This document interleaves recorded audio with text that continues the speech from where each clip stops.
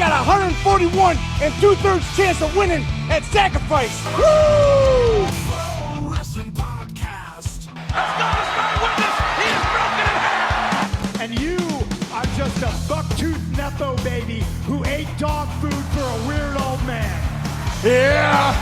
Just when they think they got the answers, I change the questions. Can he do it? Cover! Oh, and a kick out. Unbelievable! I will never retire. I'm too hot to handle and too cold to hold. And I am the Macho King Randy Savage. Shut your mouth, you thong-wearing fatty! It's me, Austin. Whoa! Bang! Jacob Fatu is all gas! No brakes with it! Yada mean! Fire!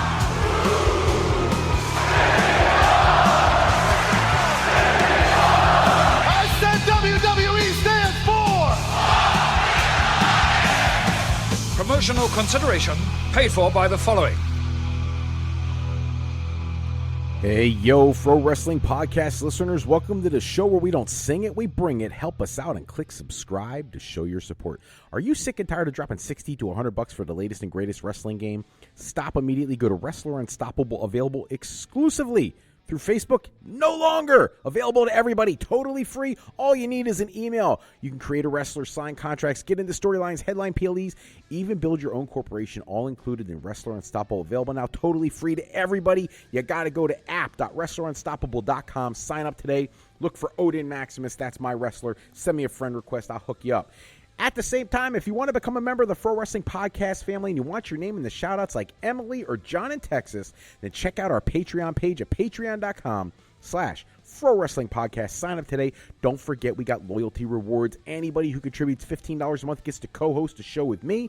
$7.50 a month, enter into a drawing to also co-host an episode with myself. Hello, everybody, and welcome to this episode of the Pro Wrestling Podcast. If you've got questions, comments, something you want me to touch on in the future episode, call the Pro Wrestling Sound Off line at 267-642-1160, and I will get to those questions or comments in a future episode.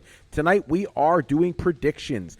WWE Backlash 2026 is on the horizon, and here we go. We have 5 matches that have been announced thus far. Look, if they add something on SmackDown, I'm sorry. I'm recording this before SmackDown records, but let's get into what has been announced. Let's start with Seth Rollins versus Braun Breaker with Paul Heyman in a singles grudge match. This match is long overdue. We've been waiting for months and months to see this.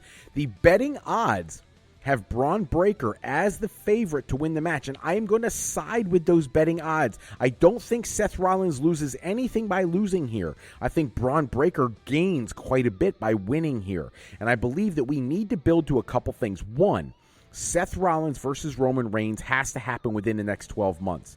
We've been waiting forever for it. It's got the World Championship on Roman right now, and Seth Rollins wants that championship back. That is a program we can always build to because they don't need to worry about reputation or win streaks, losing streaks, or anything like that with Seth and Roman because of their history.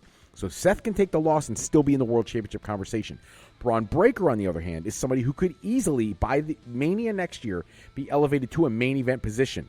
I also think Braun Breaker in the future has feuds with 2 people that have to happen, but not until they're all at premium levels. One, Braun Breaker has to face Jacob Fatu at some point. The tease of that at Royal Rumble 2 years ago was incredible. They got to get to that at some point. The other way to look at it is Braun Breaker has to have something at some point with Oba Femi. Both of those could happen after this Rollins feud at some point in time. I don't care when. I don't think those have to be Mania matches, but they easily could be depending on who champions are around Mania season. Either way, Braun Breaker needs to mix it up with those 2 talents at some point. This match strategically positions him to be on a level similar to that of Oba Femi, which I think would be a great way to set him up for a long run with Oba once he's done with Seth Rollins. Now, I expect the Seth Rollins stuff to stretch out a few more months, but once that's over, this would be a great way to catapult him into the Oba Femi conversation. Next, we have for the United States Championship, Trick Williams with Lil Yachty against Sami Zayn. Look, Trick just won that championship at WrestleMania. The betting odds have Trick as the favorite. I don't see any reason to change that for 2 reasons. One, the recent championship victory makes all the sense in the world. And 2, I believe that Sami Zayn is going to be strategically positioned to win the Money in the Bank briefcase later. this year. I think Sami Zayn will take that briefcase to WrestleMania, where he will challenge for the World Heavyweight Championship and try to win his first WWE World Championship of some kind. So we're going to have to keep our eyes on what happens with Sami Zayn going forward, but I think for that reason, the Money in the Bank briefcase, I think he will lose here to Trick Williams. Maybe some outside interference from Little Yachty. I would expect that. That's probably why he's there, especially after Sami Zayn cracked him over the head with the gingerbread man's candy cane. So we'll have to see how it all plays out, but I definitely think we're going to see a retention by Trick Williams. Io Sky versus Asuka. Io is the huge favorite against Asuka, and this is the one match I'm going heavily against the betting odds. I'm pulling for Asuka because they let go Kairi Sane. I see Asuka wins here to keep the feud going longer so we can have a bigger payoff match. Here is what I know people have talked about Kairi Sane coming back one night only for this match in some way, shape, or form. I think that is a gross misuse of Kairi Sane if that is to happen. I say Asuka wins here through the mist or something so that there's a reason to have them go again. And the next time they should do this should be at SummerSlam, where the returning Kairi Sane as the special referee, where she could then help Io go over when she turns against her senpai, Asuka. I think it makes all the sense in the world. So my prediction is Asuka wins here so that Io could win later.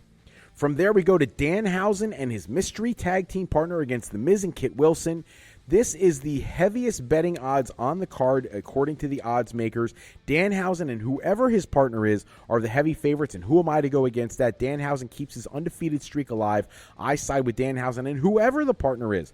And I've seen the partners being suggested as things like CM Punk, John Cena, all sorts of stuff like that. One, it's not going to be John Cena. I think there's a 0% chance of John Cena. But I do notice that CM Punk is nowhere on this card, and it would be a great way for him to be able to do something with his buddy that I think would mean something to the two of them. I don't think it would mean much to the wrestling world, and obviously, CM Punk is way above The Miz and Kit Wilson's level, but this would be a great way for CM Punk's popularity and Danhausen's merchandise sales to really kick into high gear for the two of them, and they are very, very close in real life. And, of course, we get to the main event. Roman Reigns defending the World Heavyweight Championship against Jacob Fatu. I don't love that we don't have a Cody Rhodes defense on this show, but I kind of get it. But as of right now, we don't have that.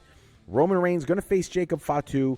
Roman Reigns is the heavy betting favorite. This is a match they should not be doing right now. They should be doing something else because this should be a WrestleMania main event at some point in the future. And if you do this now, you're not going to be able to do that later, in my opinion.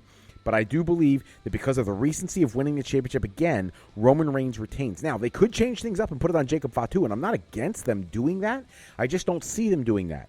There are people online who are saying that would be a gross miscalculation on WWE's behalf, and it might kill any momentum they have. I don't believe that. Fatu is over. If you listen to my opening credits and hear that speech and hear the fans in the background, people love Jacob Fatu. There's so much more that can be done, though. Fatu and Braun Breaker I mentioned earlier. I'd love to see that in the future. Roman Reigns and Gunther I would have liked to have seen, but they just moved Gunther to SmackDown. Why are we not seeing Cody and Gunther already? Why are we saving that? Are we saving that for next month's PLE so Roman could get a month off? I don't know. So we'll have to wait and see. Is that a Night of Champions thing? It's Riyadh, Saudi Arabia. I don't know. Is it a Saturday night's main event match? I don't know. Where's the Women's Tag Team Championship? Where's the Women's United States or Intercontinental Championships? Where's the regular Intercontinental Championship? Why are we not seeing more matches on these cards? Tony Khan's putting too many matches on cards, and WWE's doing these 5-match shows, and it's just not good enough. But that seems to be the modus operandi for TKO now. Again, maximize that profitability. At the end of the day, though, I think it's actually hurting their profitability because people would buy more merchandise for stars that are in the arena if those stars were actually performing. And there's so many guys who could be moving merchandise that are not going to be on the show. And I almost think it's a travesty. With as many wrestlers as they have under contract, there's no reason they can't feature more talent. But that's just the way they're doing things these days. That's all the time we have for this episode. Let me know how you feel about the predictions. Please put them in the comments down below. Check back with us next episode. We run down the latest wrestling news and rumors. Special thanks as always to Suno for creating the music and sound effects we use in our show. Today's show is sponsored in part by Beazle Games. Bring a new friend to family game night. It's easy with sketchy people.